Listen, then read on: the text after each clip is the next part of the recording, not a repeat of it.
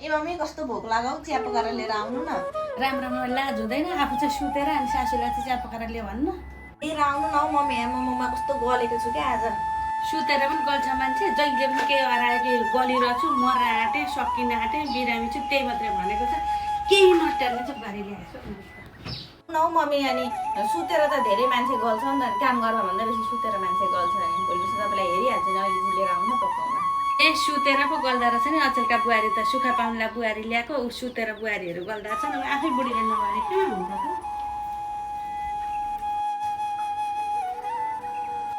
राम्रो लुगा उठाउनु पनि यत्तिकै रहेछ अहिलेसम्म लुगा पनि उठाएको रहेछ केही पो गर्दिनँ त केही गर्दिनँ सुतेको के गर्ने एक कप चिया खानालाई पनि आफै चुलो नजलाइकन चिया पाक्दैन। बुहारी चाहिँ मैले ल्याएकै म ल्याएको हाम्रो मान्छेका बुहारी कस्ता हुन्छन् मेरा बुहारी चाहिँ यस्ता छन् के गर्दैन। ए मान्छेका बुहारीहरू घाँस दाउरा गरेर पुरा जङ्गल पात गरेर पनि अरूका बुहारी गर्दैनन् खेतीपाती गरेर गर्दैनन् मेरा बुहारी चाहिँ सुतेर गर्छन्। राम मैले चाहिँ पाउनसम्म पाएको हो भाग्यमा चाहिँ लिएरै आएको रहेछु नि त।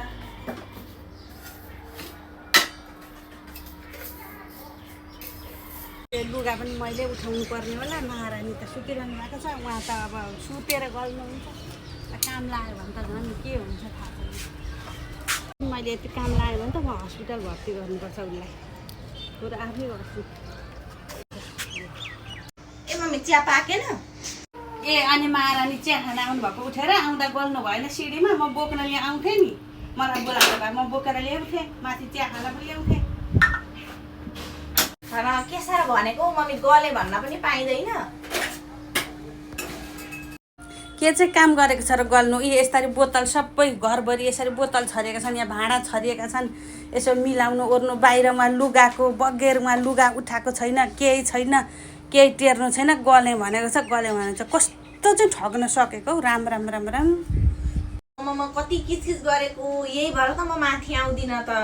कहाँ आउँथ्यो त महारानी ओछ्यानमा सुती खाना पाएपछि किन आउनु माथि? अनि त्यही सुती खानालाई त अनि तपाईँको छोराले बिहे गरेर ल्याएको त अनि। ए हो र मेरो छोराले त सुती खाउँछु भनेर ल्याएको त तिमीलाई। अनि सुती खाऊ तिमी केही नगर तिमीले केही गर्नु पर्दैन भनेको थियो अनि म त केही गर्दिनँ नि अनि। त हाम्रो बुढाहरूले पनि त्यसै भनेको थियो तर सुतेर खाना पाइएन। अब हामीले त पाइराखेको छ अब खाने नि अनि। लुकाऊ महारानी चिया अनि चिया मात्रै बिस्कुट छैन?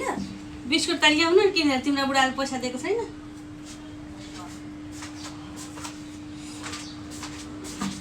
नसक्ने रहेछन् यी बुढी त कति राखी।